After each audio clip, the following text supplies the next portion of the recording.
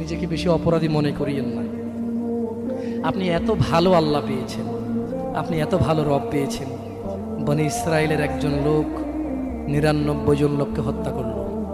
তারপর সে চিন্তা করলো আমার ভালো হওয়া উচিত, ক্ষমা পাওয়া উচিত, জাহান্নামের আগুন থেকে মুক্তি পাওয়া উচিত। বাবা আমি এই জাহান্নাম সহ্য করতে পারবো না, কিভাবে আমি জাহান্নাম থেকে বাঁচবো? তখন সে একজন জ্ঞানী লোকের খোঁজ নিল এবং জিজ্ঞেস করলো যে আমার কি ক্ষমা হবে? ওই লোকে বলল যে না না, তোমার তো ক্ষমা হবে না। একবারে তারেও মেরে কতজন পূর্ণ করলো? কিন্তু তার হৃদয়ে যন্ত্রণা কমেনি। ওই যে একটা যন্ত্রণা, কি কাজ করলে আমি ক্ষমা পেয়ে যাব, কি এমন কাজ করলে আমি আল্লাহর আযাব থেকে রক্ষা পাবো। সে আল্লাহকে প্রচন্ড ভয় পাচ্ছিল।